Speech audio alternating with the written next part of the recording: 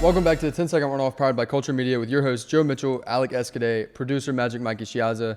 Look, we didn't have a week one recap. We were actually in Chicago doing media for one of our other shows that we do here at Culture Media. But we are coming to you. We're going to provide a little week one recap here and then the rest of week two analysis and predictions. Definitely, if you're not yet subbed, make sure to sub to this channel. We want to bring you 2, possibly 3 episodes a week where we can give you recaps, news, and then previews. So sub to us, support. That's how we can bring you that content. All right, quick recap from week one. Yeah, man, this was a crazy one. Had some nice little upsets. Definitely got to talk about Colorado first. Yeah, Deion's here. Yeah. And he's him. And let's be honest, you and I kind of stayed away from this one because we didn't know what to expect out of Colorado. Magic Mikey Shiaza I did back not there. back down from Colorado. Yeah, and you guys clowned me when I told you I put money on them. I remember exactly. You said, "Now why would you Where do did that?" that money go? Where did that money go? Yeah. To the bank account. Yeah. And then we doubled down on another game and didn't turn out too well. That's But where we'll get to that. that. We'll get to that. But I remember Joe said, "Now why would you do that?" And Alec just said, "LOL." I remember perfectly. But they called me crazy. He cashed out. Not bad on that. Look, Colorado looked solid. Yeah. And they went to TCU and beat another solid football team. TCU maybe, won't find themselves in the national championship this year like they did last year. Right. But nonetheless, I mean, they were solid. Yeah, good team. I mean, it's funny you say, like, we stay away from this game. Like, this is a 21-point spread. I couldn't have told you if they were going to cover, if Colorado was going to cover the points. Yeah. Like, I had no earthly idea. Well, and nobody does whenever you have that kind of turnover. Exactly. That's like adding a team. I mean, it literally is like adding a whole team to the. I don't even know, but I mean, no chemistry, right? No, I mean anything, man. We had no clue, right? Hey, man, they won. Yeah, and not even. You made the point that like we didn't know what to say in terms of having no chemistry and all that kind of stuff. You saw a group of guys that went out there and played their heart out every play of that game. I love to watch that. And that's something that you didn't see across the board in terms of college football in week one. So that was really refreshing.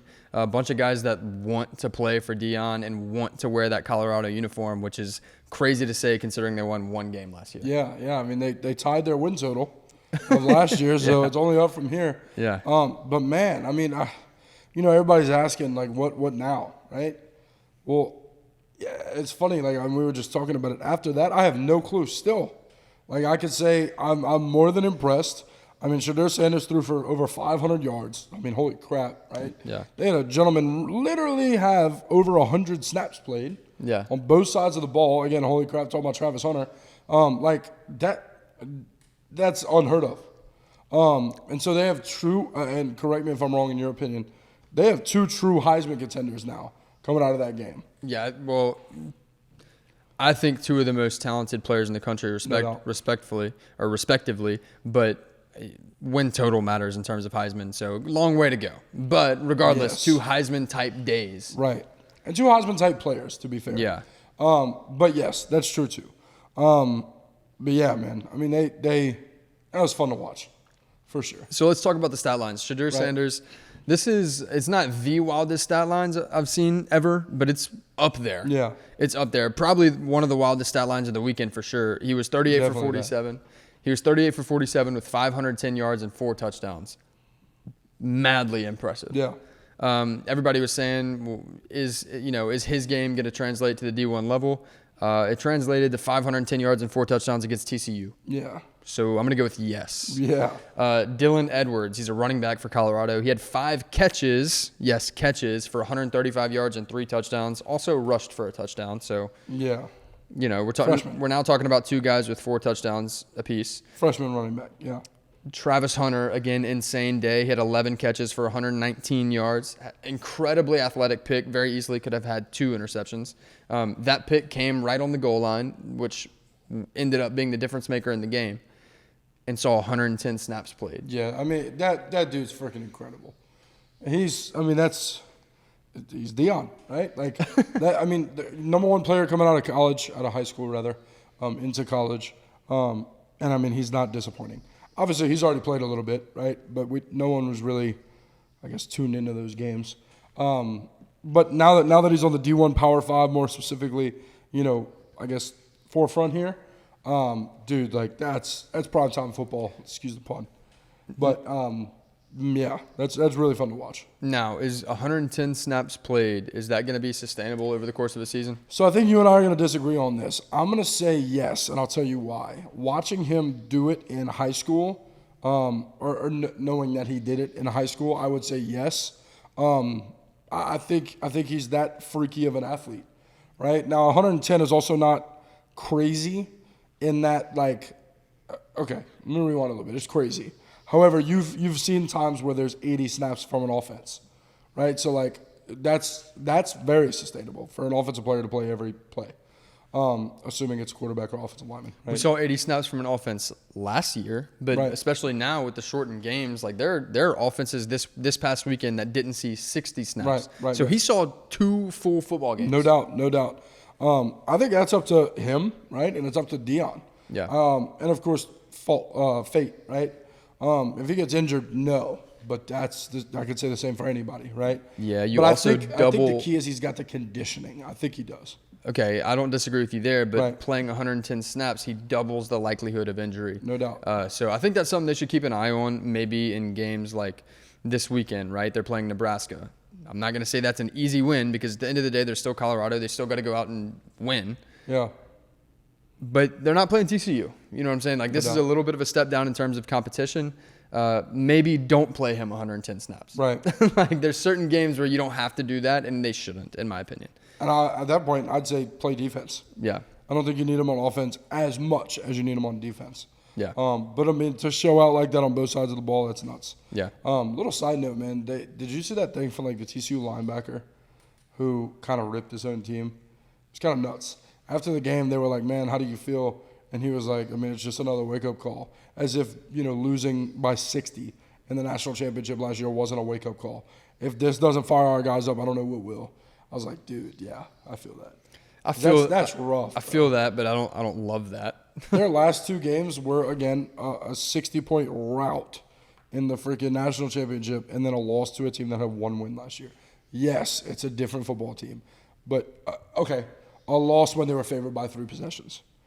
That's freaking back-to-back. That's rough. Yeah, I'm with you. I'm with you for sure, but I hate, with a burning passion, I hate the idea of throwing your guys under the bus. Oh, no doubt. But I'm saying I agree with him. Okay. That something needs to be a wake-up call here. Yeah. If you're going to be, I mean, they were preseason ranked. If you're going to freaking compete like you did last year, let's compete. Yeah. Right? So, but, man, I'm excited to watch this team, man. I mean, it's safe to say I'm a Colorado fan going forward. Yeah? Just because I'm going to watch every game. All right, well, Tuned in. let's move on to another team who showed out in week 1. Yeah. Florida State made LSU quit straight up. Yeah. Beat them for the 2nd straight year. Yeah, man. That's one of the more complete teams in the country. Yeah. We'll do our rankings a little bit later, and you'll see kind of how I feel about that. But, man, they're good in all facets of the game. They're great on special teams, one of the better one of the better teams in the country on special teams, Florida State that is. Definitely one of the best offenses and one of the best defenses. Yeah. That's how you go and win a lot of games, that formula. Yeah. And they seem to have it down pat. We talked about Keon Coleman coming from Michigan State a little bit and how he probably wasn't getting the love he deserved coming in because he was, receiving catches from Peyton Thorne. And, I don't think he had the season production-wise last year that he will this year, given the quarterback situation and the offense around him. But he needs all the respect. He had 9 receptions for 122 yards and 3 touchdowns. Immediately put on the Biletnikoff watch list. Yeah, 100%. I mean, that's him. He's him. And the crazy part is their big dog receiver, and I do mean big dog. He's huge. Johnny Wilson didn't have the game of his life. I'm not gonna say he had a bad game, but he dropped a couple balls and stuff. But man, Keon Coleman picked up right where he left off, and right where Johnny Wilson didn't. Right. He was unguardable. Yeah. No one from LSU had any sort of answer on him or Jordan Travis back in the pocket. Or both Johnny of them, Wilson, for that matter. No, for sure. Every Just time, drops. Right? Yeah, Johnny Wilson dropped a couple balls, but nobody was ever close to him. Right. And yeah, I mean, when it comes to those two, and freaking, I mean, obviously Benson didn't get going out of the backfield too much, but when he gets going, man, it's over. Yeah. That team is incredible. And you mentioned Jordan Travis. He threw for 342 yards and 4 touchdowns. He did throw a pick. It was a little screen ball that looked like his only read. That was a horrible ball there. You got to take the sack. For sure. I agree. Not ball, but decision. Yeah, Yeah, I agree. bad Take the sack there. But yeah, especially given the circumstance after recovering a punt. Yes. Recovering a punt. You got to get points. A muffed punt, that is. But yes, regardless, I'm with you. The last thing I want to note about them is defensively, they made LSU completely one-dimensional by taking away the run, which I found very interesting. LSU could not move the ball on the ground against them, and they had to rely on the pass, and you saw that not work over and over and over. Yeah, I mean, that's the freaking that's the game plan. That needs to be the game plan against LSU because we've seen, again, over and over and over again that's how you beat them. I mean, their leading rusher was Jaden Daniels, and he might have had 5 design runs. There were a lot of scrambling, a lot of stuff like that. What was the stat you said before we started? I don't recall. LSU led in passing yards. They led in. He had. Let me start over. I don't know why I'm stuttering so much today. Jaden Daniels had more passing yards than Jordan Travis. LSU had the leading rusher of the game, Jaden Daniels as well, with like 56 yards. And then they had the leading receiver as well, yards wise. Which is Brian Thomas. Yeah. 140, 147, 142, something like that. And lost by 21. Yeah. Yeah, so to me, what that tells me is that obviously LSU had the playmakers or, the ability to go out and make plays. But Florida State had a much more complete team around. Florida State had more receivers getting involved and, producing at a high level. LSU simply did not. One of the LSU offensive linemen, I believe it was Miles Frazier, allegedly, the Florida State's defensive tackle said that, right guard number 70 told them that they were better than they expected to be. Yeah. CR got a great defensive front. To me, that's lame. You won at that point. Yeah, it's over. Yeah. He said it happened in the third quarter. It's over. Yeah, that's crazy. Man, and then this is a couple of other things I got to say, right? Like, one, to make a team like LSU quit, a top 5 team, I mean, again, you're doing something right? Yeah. I will also note the 2 big stops in the red zone earlier in the game. LSU starts with I think it was a 55-yard play. Well, dude, that'll deflate your sales coming in pretty quick. Florida State, big stop on 4th down. But I'm not even going to get into how bad LSU play calling and stuff was, but big stop. And then they do it again, another big stop in the red zone on 4th down. And then right there in the third quarter, at the beginning of the third quarter, another big stop inside the 20 on 4th down. So. Yeah. So, and then the biggest thing I want to say for Florida State, the only negative I have on the day is going to be the discipline. Man, that like 3 or 4, 5, 6, whatever, how many times they shot themselves in the foot. Penalties. After the play, throwing somebody down, just random stuff, man. That can't happen, especially when you start getting into crazy competition and, God forbid the playoffs. You can't do that. I will say, I agree with you that's something that could be a negative down the stretch. But I will say that given the opposite of that, which was LSU was so determined to, be tight and focused and not be sloppy as a football team. They avoided the penalties and all that kind of stuff. But at some point, it took away from them. Like, I think the team gave up whenever they realized that Jaden Daniels getting slammed to the ground, Aaron Anderson's getting hit out of bounds, and nobody's doing anything about it. Like, I would almost rather take a personal foul and have your boys back. Yeah. And honestly, that's what Florida State did, and they looked like they were just playing for each other every play. I'm not in favor of violence outside of the play. Right. But I think at some point, I think there's 2 ends of the spectrum, and you saw which side won. So, yeah, bad too. Yeah. But look, I mean, what you take out of this game is a couple different things, in my opinion. Florida State's about as real gets. No doubt. They're a legitimately great football team, all around. And I think you can also take the opposite. There's a lot of times, I'm not going to say the opposite would be the LSU sucks. That's not the case. But you watch a game like that and you're like, man, was one team really, really good or was one team really, really bad? I'm not going to say it's both, but I'm going to say both things are almost true. I really, really think Florida State is super legit, right? I think they're a really, really elite at this point football team. But LSU is also, dropping fast. Now, I don't think LSU's season is over by any means, but I'm with you that, yes, they're not what we expected them to be. I think their playoff shot's over. Well, on paper, no. But I'm with you. I see where you're going. Yeah. So, that's a rough game. LSU's in a lot of trouble, and Florida State is cruising, especially because of what we're about to talk about. Speaking of cruising, just before we get too far into this podcast or show, it's Friday night right now, so there are football games on. Kansas is currently dragging Illinois 31-7, starting the third quarter after the first possession of the third quarter. So I just wanted to throw that in there. Okay, another game that Illinois started the season last year 6-0. Yeah. So not gonna happen this year. And the defense doesn't look like it did last year. That's trouble for them. They can never get the offense really going. And not that this one really makes any difference either, but Indiana is dragging Indiana State 38-7 right now as well. Wow. Yeah, going into the fourth. And I'm glad you prefaced it with that because I would have said that. It doesn't matter at all. Okay, one more game I want to recap before we get into all of our Week 2 stuff. Speaking of Indiana dragging Indiana State, Duke dragged Clemson. Bad, bro. Now here's the thing, right? I think the score looks a lot worse than this game should have been. I'm not saying Clemson should have won. I clearly am not making that case. But Duke won 28-7. The story for Clemson was untimely turnovers, man. Yeah, I mean, and a slow start. Yeah. Well, I guess they had 7 freaking points, right? Right. But no, I'd agree, right? I mean, without that, you're better than you ended. But I know you're not saying this is not true, but they lost. Yeah, no doubt. Yeah, man, what the hell, right? Let's talk about. Like LSU, right? You're playing a great team. Florida State, they got you. You got caught. Hey, man, Clemson was a 14-point favorite, and I'm sitting here 7 days ago going, what the hell? I don't understand really what's going on. Like, I feel good about what happened. Well, if I look at this game, I don't feel like Duke lit the world on fire on offense. Like Riley Leonard, he was 17 for 33 with 175 passing yards. He was also their leading rusher. He had 8 carries for 98 yards and a touchdown. A huge one. Yeah, one big one. Like a 60-yard run, right? Yeah. And then their leading receiver had 46 yards on 3 receptions. So it's not like they had everything working offensively. Right. To me, Clemson got to Duke's 1-yard line twice and came out with a total of 0 points on those possessions.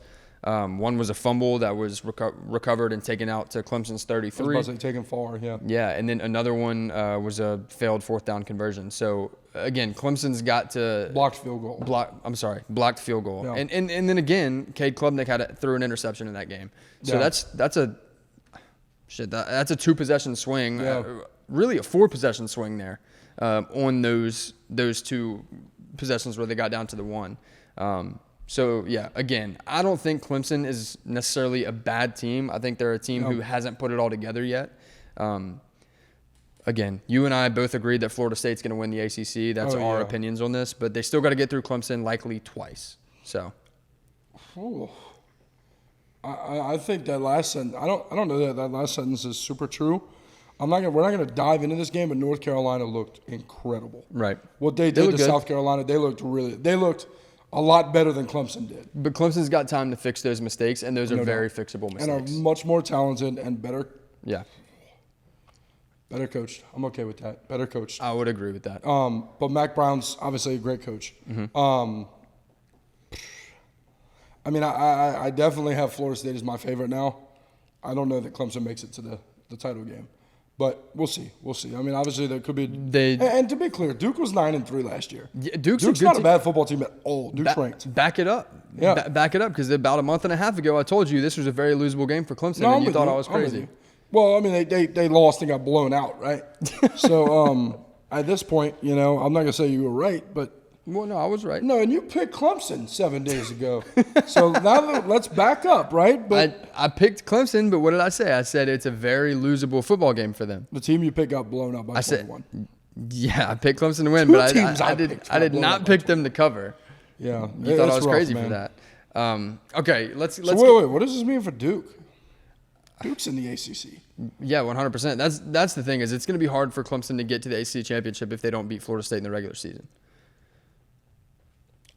The way I look at it, with how Florida State played, it's impossible. If they lose to Florida State, I think if Florida State beats Clemson in the regular season, they're going to have to. You're likely looking at North Carolina or Louisville in the ACC championship. Or damn, bro, Duke. Potentially. I'm not calling that. That's not my prediction. But dude, I mean, they look good. They look really good. I'm with you. I'm with you. We'll see. But yeah, All right. dude, I'm worried about Clemson in that regard. let's Klubnik specifically. Let's get into our top 10 power ratings going into week 2. Yeah. So clarify what a power rating is. Go ahead.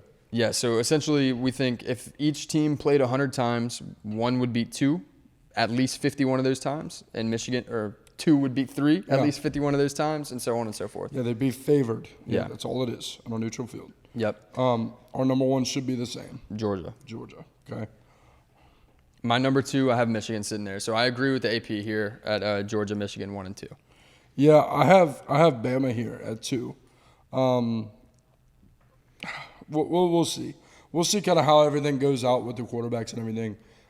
But with Milroe and how he played, I don't love it, but I could see him figuring it out. I'm watching him kind of figure it out, and if that's the case, watch out. Also, I do want to say here, again, we're trying to be as unbiased as possible, trying to incorporate as many stats as we can to come up with the best power ratings.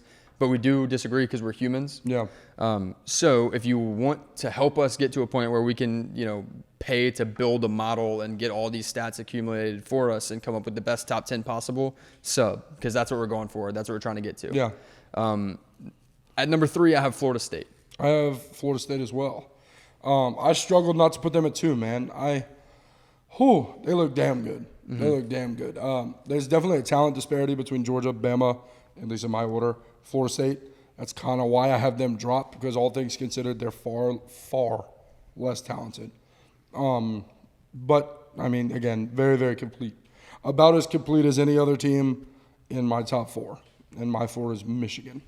Okay, and my 4 is Bama. I was about to ask you why is Michigan falling here, because I think Michigan's about put together as either of the other team, any of the other teams. I would agree.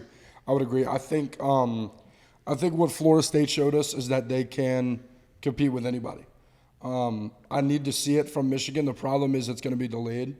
After I see, this was basically their Penn State. Had Michigan done what Florida State did to LSU to Penn State, we'd be having a little bit different of a conversation. I still need to see it from from Michigan, but I've already seen it from Florida State, so I know they're bona fide. Okay, I'm looking at our next 3 here, and they're actually exactly the same. So. Okay, but Yeah, we'll go through them. But so 5 for both of us is Ohio State. Yeah. They started a little slow. The defense looks great. I mean, they played Indiana at the end of the day, who we've gone back and forth might be the worst team in the Power 5 right now. So they're putting a beating on Indiana State right now. Not that Indiana State's worth anything. They but put a beating on me, you, and Mikey too. So I don't really understand what you're saying right now. That's Magic Mikey. No, it's Michael. His name's not Michael, but I mean, it is. Okay, that's my middle name, so that's but yeah, man. I mean, Lord knows they're gonna figure it out. It was 23-3. Like, people are like, why didn't they blow him out? McCord sucks. No, man. Yeah, the overreaction about Ohio State was in full one of the effect. Craziest I've ever seen. Yeah. So they ran out a new starting quarterback. I mean, you got to give these guys time to figure it out. Again, the defense looked really good. They have all the playmakers on offense. To me, the question in the offseason was what that offensive line, specifically the right side of the offensive line, was going to look like. I think whenever McCord can settle in, Ohio State's going to be really, really good once again. Me too. I still think Michigan beats them, but me too. And I have at number 6, right behind Ohio State, and potentially to make a push at them this year, Penn State. I agree. I think so too. That's really all I can say. I think there's definitely a push to be made. Ohio State needs to figure it out, and quick. Yeah. Especially with Notre Dame coming up, because unlike those other 2 teams, Michigan and Penn State, they have Notre Dame this year. Yeah. We haven't gotten there, so let me shut up, right? But also, Notre Dame's really good. In other words, they better put it together like today. Ohio State you're talking about. Yesterday, yeah. Yeah, So. And with Penn State, with Drew Allar and Nick Singleton in that backfield, I think that's a deadly, deadly combo. That offense is playing with some swag, bro. Yeah. Watching them and how they celebrate, how they go about. I mean, the play call. I mean, everything. They're playing with some juice. Yeah. They look nice. Number 7. Notre Dame, right? Already ruined it. I struggle not to put them above Penn State. I think you got a lot of teams in this little, group right here that are arguable. I actually think they're very similar. I do too.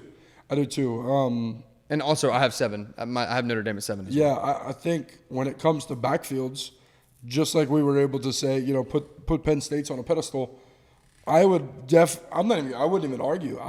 Notre Dame's backfield is better. Sam Hartman and obviously Aldrich Estime are, I think, a better backfield. With the weight leaning towards Sam Hartman here, right? Because I don't know. I don't know if I'm going to say that Aldrich Estime is better than Nick Singleton, but I'd say they're 2 really, really good backs. I think the jury's out on that. I don't think the jury's out on the latter statement. I think, they're both, honestly, in this country, elite. Yeah. I say in this country, like there's other countries, but I'm saying like when it comes to the country, both elite backs. But yeah, I mean a lot of weight put on the quarterback position. Yeah. Now defensively, we'll see. I got to see Notre Dame play somebody, but I feel better about Penn State's defense at the moment. So I give them a slight edge here. The defenses are a little bit different. I love Penn State's front 7. Notre Dame's defensive backfield is Incredible. Insane. Yeah, really good. Yeah. Really good. All right, moving on. At number 8, I have Washington. So this is actually going to be the first Pac-12 team I name. Yeah, I had to put Oregon here. Oregon's my preseason Pac-12 champion. Brother, they wouldn't put up 81. It's hard to put up 81 on air, like being legit. It's hard, like everything that could possibly go right went right. I don't care who you're playing. That's incredible. Mm-hmm. They put up 81 points. I mean, they were playing Portland State. Just let the cat out the bag. But they looked just as good as they possibly could have. They're doubt. Still my Pac-12 champion. No doubt. The thing for me with Washington, Michael Penix Jr. looked as good or better than we expected, and they had 3 receivers with 100 yards receiving or more. Yeah. McMillan with 2 touchdowns more than O'Dunn's, which I know they were both good, but that's impressive. Yeah. So I'm looking at that Washington offense, and they're going to be – teams are going to play hell trying to stop them. Yeah. Now, I agree with everything you said at Oregon, and that's why I have them at 9. Yeah. So I have Texas at 9. Washington's actually going to be my 11. But I have Texas at 9.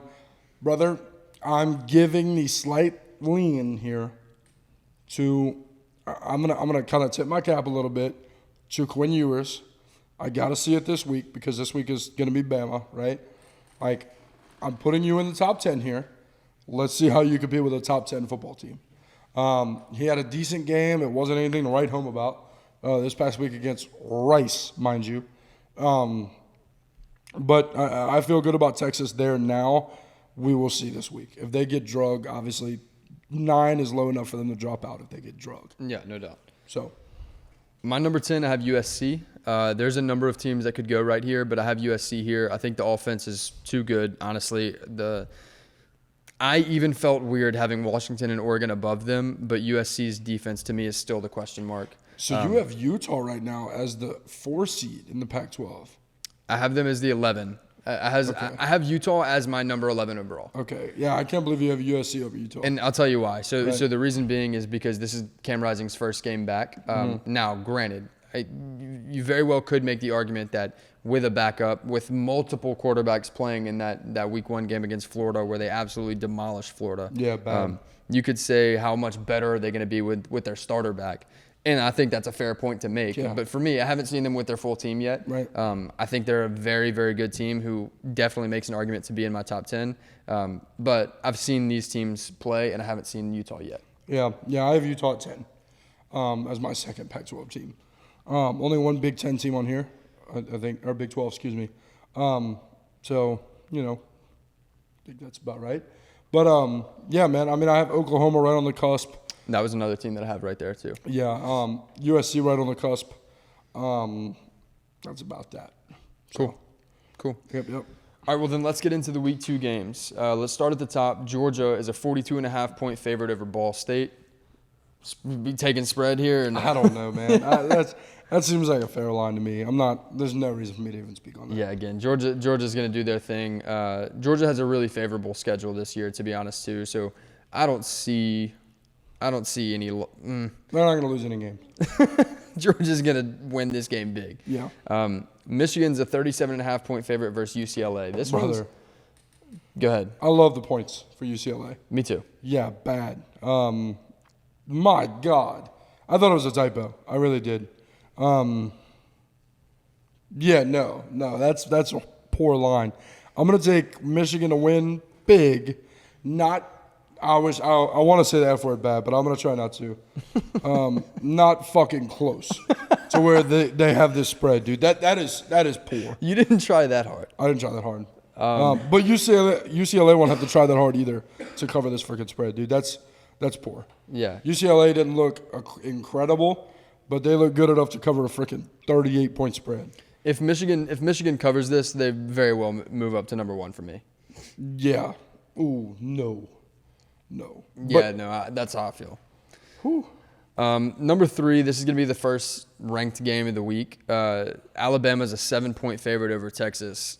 This 7-point line is really interesting to me. What are your thoughts? So it's at Texas, right? So 10 on a neutral field. It's not. It's in Tuscaloosa. And that's why I wanted to make sure you were listening. No, so okay, yeah. Regardless, I didn't like the line. I think Bama covers. But yeah, no, I'm not sure why the line is so tight. I think you have a lot of Texas bettors that kind of can sway, right? But man, yeah, I love Bama by 3 possessions. Yeah, 14-17 to be clear. I do too. I think if Texas is going to win, you got to have a big day from Quinn Ewers. But look, they have great pass catchers all over the field. Alabama's defense is just too good to me. I think even if Quinn Ewers has a great day, he's not going to be able to put up the amount of points necessary because Alabama's going to go out and they're going to put up a bunch of points. I think we saw enough from Jalen Milroe in week 1 to be confident that even if he's not a Heisman contender, even if he's not going to go win the Davey O'Brien, he's good enough to manage this team and on his legs be a difference maker with the amount of athletes on that offense. And we saw enough from the rest of the team to know that he doesn't need to be a Heisman winner. Yeah. So yeah, I feel really good. 14-17. Not score, but win from Alabama. Yeah, I think I'm not going to go as far to say they win by 17, but I don't think the game's in question. Right. So that's where I'm at. Number 4, Florida State. They're a 30.5-point favorite over Southern Miss. Again, I'm gonna stay away from the line here because 30 points is crazy anytime you get into that 4-possession range. But Florida State wins big. Norvell likes to run it up, man. I think they cover. But yeah, I mean I love Florida State big. Ohio State versus Youngstown State. Put a line on it since they're in 1. 77. I'm gonna go 30. I'm gonna go 35. Yeah, something similar. Which they didn't do last week. No, I got. They won by 20, bro. Like that was So I need to see Devin Brown here. I'm sorry, Kyle McCord here. Either of them, they both played. But yeah, man, I got to see something out of one of the two. But I mean, yeah, bad. Yeah. USC is a 29.5-point favorite versus Stanford. Yeah. I mean, USC is going to beat them real bad, too. Yeah. Okay, Penn State, Delaware. Penn State's going to dominate them. Yeah, bad. No line either. All right. We're just going to run through the games. Yeah. We're going to run through these until we get to games that we think Washington is going to beat Tulsa. Now, the line on that's 33.5. Washington's going to Again, I'm not putting money on these spreads where they get past 3 and 4 possessions, but I would not be shocked to see Washington cover this. Mm-hmm. Tennessee versus Austin Peay. I think this is a big day for Tennessee. Yep, they're going to win huge. All right, this is the first game that we locked coming up. So we have number 10, Notre Dame. They're a 7.5-point favorite at NC State. Yeah. I cannot believe that this is only a 7.5-point spread. Yeah, that's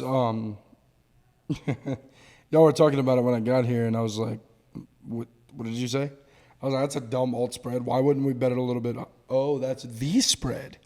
Okay, yeah. No, that's the run a graphic or something across worst spread of the weekend. Hold on now, because I got another one coming next game, so just wait a second. No, and you're right. You're right. You know what? And actually, that one's worse. Yes. But yeah, this one's bad. We're going to go ahead and lock this one. Yeah, and we're not 2.5. We're gonna use an alternate spread here because we're trying to get these odds to as close to even money as we can. And honestly, just taking the spread would boost the odds crazy. If you feel comfortable, go for it because I think that's safe. Yeah. But we're taking an alt spread at Notre Dame minus 2.5. And by the way, we missed week 1 because of Vandy. We hit last week. Yeah, we did. On plus 134 or something like that. Yeah, something like that. So hey, man, I'm not. Bet responsibly, of course. And that's what we're doing with these locks is we're not trying to sweat out these bets. We're trying to get, the most comfortable bets we can possibly make and double our money. Yeah. So, sometimes more. Yep. And the second game that we're locking is 12 Utah at Baylor. Utah, 7.5-point favorite. They beat Florida without their starting quarterback. Bad. Baylor lost to Texas State. With Blake Shopping. Yes. Yeah, that's the run the graphic this time. Yep, just like that. And actually, yeah, do it like when my hand, there it is. That's poor. That's really, really bad. And we're locking them also at 2.5, correct? Yeah. Yeah, easy money. Yeah, that to me. You were talking about Notre Dame at NC State being the worst spread of the week. This is it. I agree. Yeah. Okay, number 13, Oregon is a 6.5-point favorite at Texas Tech. I was saying This is another candidate. Texas Tech is better than the last two opponents, but this is another candidate. Yeah, it is another candidate. And again, Oregon put up 81 in week 1. We saw Texas Tech struggle. This is a game that several weeks ago I was saying could sneak up on Oregon. I'm going to go ahead and pivot. Oregon's going to blow past this spread. I'm going to pivot badly. Not pivot, because I said it'd be pretty good. I'm going to go with a bold take here, a hot take. I don't think this is going to happen, but I wouldn't be surprised if Oregon put up a 50-piece on Texas Tech's forehead. I don't know why I got so specific there. But, yeah, dude, I think Oregon wins and, more than big. I could see it getting stupid. Okay. 30 points, something like that. 14, LSU, again, 9 ranking drop. They dropped 9 spots. Yeah. They get Grambling at home. There's no odds on this one, but LSU's got to bounce back. Yeah, I mean, that's 30-plus points. I mean, Grambling is not Power 5. They're not Group of 5. I mean, it's tough. Yeah, FCS. Yeah. Okay, 15, Kansas State, minus 14.5 versus Troy. These Sun Belt schools scare me when I get into betting lines. I don't like talking about them. I'm not touching the line. Yeah, I like Kansas State to win. And to be fair, Kansas State should cover that. Yes. They absolutely should cover that. But we've seen these Sun Belt schools ruin parlays far too much. So. Yeah. Okay, App State, yeah. Number 16, Oregon State versus UC Davis. Give me the Beavers. Yeah, leave it to Beaver. Come on. No, man. I mean, that's another thing we didn't talk about, obviously, because they played San Jose State. Bro, DJ Uyunglele looked incredible. Really, really good. So I'd love another showing like that from him. That team they're in a loaded conference, at least a top-heavy loaded conference. But watch for them. Watch out. Mm-hmm. DJ looked really, really good, and so did their receivers. Yeah, maybe it wasn't all DJ last year. Who knows? Right. Yeah, looking back, right? Yeah. So 17, North Carolina, 19.5-point favorite over Appalachian State. Again, this game got rough last year. One of those Sun Belt schools. Last year, this game was 63-61. Yeah. So I love the over in this game, no matter what the hell it is. Yeah, I'm going to take North Carolina this year to beat them. So as am I. 18, Oklahoma, minus 16.5 versus SMU. 18, we didn't really get to talk about it too much. 18 feels low for Oklahoma, but that's beside the point. I agree. However, I do think they win and probably cover. I like the line, to be honest with you. I could see them winning by 3 touchdowns, though. Okay, this is our last lock of the week coming up. It's 19, Wisconsin, minus 5.5 at Washington State. Yeah. Okay, we're not taking a spread here or an alternate spread. We're just taking Wisconsin money line. Of the 3, this is the one that if you wanted to change, I wouldn't, blame you for that. Especially because we're already way plus money. Washington State put up 570 some odd yards of total offense in week 1. Now, granted, they didn't play anybody. Wisconsin's going to control the time of possession in this game. We're not putting them, we're not giving them a spread or anything like that. I feel very confident that Wisconsin finds a way to win. Yeah, I agree. Okay, number 20, Ole Miss. Again, another top 25 matchup. Ole Miss is a 6.5-point favorite at 24, Tulane. This one's interesting because you're looking at a Power 5 versus G5 school. Ole Miss has one of the best running backs in the country. Jackson Dart looked good. What are your thoughts here? We saw Tulane go and beat Kansas State last year at Kansas State. Yeah, and beat USC last year. I mean, in the Rose Bowl. Yeah, this is definitely going to be our upset alert. If there's an alarm you could do it up there. It's me. I don't know why you're telling him. It's going to be a lot. Yeah. You're asking a lot of me at this point. No, and you'll get it done. And because if not, we'll look bad to the viewers. So make sure that's done. But now that I know it's you, I'll slow down a little bit. But right now, there it is. But yeah, man, this is upset alert. I mean, we've seen Tulane, of course, lose to people they might shouldn't. We've seen them keep close with games they might shouldn't. But like you alluded to, we've seen them go beat some like legitimate quality opponents. Yeah. Two teams that either won their conference or played in the conference championship. Kansas State, who of course beat TCU in the conference championship, and USC, who lost to Utah in the conference championship. But was in the Rose Bowl. Correct. Yeah, in the New Year's Six Bowl. So, yeah, man, they're dare I say legit. But brother, I mean, a 7-point spread after a team just played and won by 60 some odd points, that ought to tell you something about Tulane. Yeah. So we'll see. I'm not gonna take Tulane. I will take Ole Miss, but brother, I wouldn't be surprised. I would be surprised. Really? I like Ole Miss to cover here. I don't think Tulane's a bad team. Like you said, I think they're very serious. Yeah. But losing Tajay Spears last year, I think that was a big piece to their offense. Yeah.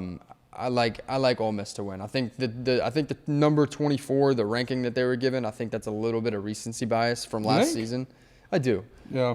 I Still do. got Michael Pratt. I mean, Tajay Spears was great, but Michael Pratt was their offense. No doubt. And I don't think Tulane's going to be bad. I think they Right. very likely win the American Athletic. Yeah, absolutely. But yeah, I think Ole Miss is going to be more than they can handle. Yeah. Okay. I feel that. Hey, kudos to them for scheduling it, by the way. Yeah, no doubt. Well, they have to kind of. You got to if you're going to get to the playoffs, you have to. And a team like Tulane, who very likely is going to run through their conference schedule, you have to have a ranked game like this to make an argument to get into the playoffs. Right. If they can win this game, you may be looking down the stretch at, okay, this is an undefeated team with a win over a ranked opponent, SEC opponent. Yeah. Now you have to talk about them at the end of the year. Yeah, and then of course, you know, it gets you ready. These guys coming for next year, because the top 6 conference champions get in. So a team like Tulane, let's get to going. Right? Yeah. But no, you're right. I mean, there's got to be a conversation had with this win, and if you're undefeated with a conference championship, yeesh, they're not a top 4 team. They wouldn't be at that point either. But the precedent set with Cincinnati. But you got to talk, right? Yeah. Even though they got beat bad. Yeah. Whenever they played. All right, 21 Duke versus Lafayette. We're going to take Duke by 900 points in this one. I forgot Lafayette had a school. Ohio. Yeah. I saw that and I was like, oh, look, no. All right, this isn't a top 25 matchup, but it's definitely a game that everyone and their mother will be watching. 22 Colorado is a 2.5-point favorite versus Nebraska. Yeah, I love it. Yeah. That's crazy. We wouldn't have sitting here 12 months ago, I don't think there's a game that we would have had Colorado a favorite as. Now they're 1-0 and favorites going into week 2. Yeah, brother. I love Colorado in this one. I love them to cover. I think they should. But again, we just haven't. I want to see it. I want to see it. No clue. I want to see them continue to do what they do. And if after 3-4 weeks they have done it, we're going to be talking about Colorado differently. Yeah. Yep. 23 Texas A&M, 3.5-point favorite at Miami. This one is another game that you can list as must-see TV. And honestly, upset alert. That's why there's a thing right here for the upset alert. Appreciate it, Joe. But yeah, no, they played last year too. I feel like it was 19-17 for whatever reason. I think it was a close game. Texas A&M ended up winning. Yeah. I got to see Wegman ball. But I'd love to see they that. scored on defense, I believe. Ooh, someone's telling me it was like twice too. Pick 6 and a fumble 6 or some crap like that. Lord knows they weren't scoring much on offense last year. Yeah. I like Texas A&M in this one, but this is definitely an upset alert. Yeah, I'm with you. And then And if they're going to win, I like them to cover just because the spread's so small. last game of the week featuring a ranked team, 25 Clemson. Yes, dropped all the way down to 25. Rightfully so, in my opinion. They get Charleston Southern. I think they bounce back. Will Shipley gets going. Cade Klubnik gets going, and they can step into week 3 feeling a little bit better about their team. A little bit better. I agree. All right, just to recap our locks of the week, we have Notre Dame -2.5 at NC State. That leg is -265. We have Utah -2.5 at Baylor. That leg is -280. And then Wisconsin money line at Washington State. That leg's 215. So that's the least favorable odds. The Wisconsin at Washington State is the least favorable odds. But again, all of them are -200 or more. That brings you to a total odds of +174. Feel great about that. You bet $10, you win $17. Yeah. We're 48 cents, right. we're at $23 right now. We're doubling our money every week. or we're just betting our winnings. Started with $10. We're at $22 now, so looking to make some money. And if we carry this out, assuming it's plus 100 odds every single week, we can make 80 grand at the end of the year. And of course, it's usually a lot higher than that as well. Yeah. Yeah, man. So 10-second takes. Okay. Right. This one's actually going to be a personal friend of mine. One more time. We have, or give me 1 second. I was like, one more time for what? We have three teams we're putting on upset alert this week. Putting Bama on upset alert. Again, we both like Bama to win, but Texas is a team that can go beat them. We like Bama to win, though. We're just putting them on upset alert. Ole Miss, upset alert against Tulane, and then A&M, upset alert against Miami. So all three SEC teams here, we'll see how they fare, but I think these are the three games that are you could see the favorite team go down. Yeah, and to be clear, I have all three favorites. Me too. But no, I agree. I mean, I think the least likely is probably Bama to go down, followed by Ole Miss, and then followed by Texas A&M, who, to me, that's almost a coin flip. So, yeah. But I agree, all three on upset alert for sure, especially after like what we saw. I mean, look at what we saw last year with Texas and Bama. Yeah. So, 10-second take, I got one from a buddy. Okay. Do I name him or do I not name him? That's up to you. I got a buddy named Chris. Okay. We worked with the guy. He big Florida State fan.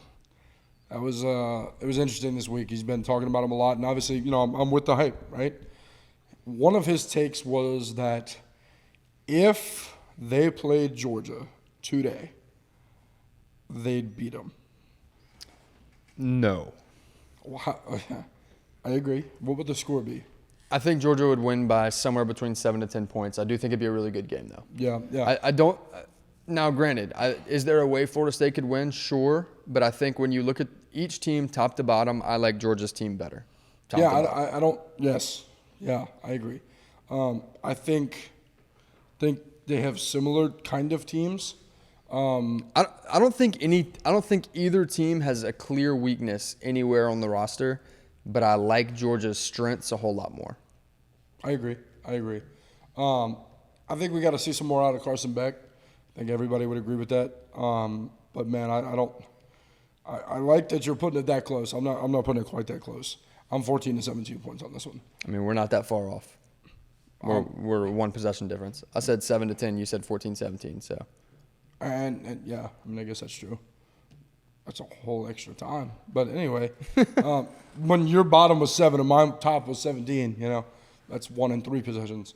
But yeah, man, I didn't love that. He was like, well, the only way they, you know, get there is if Georgia makes the playoffs, and I don't know that Georgia's going to make the playoffs.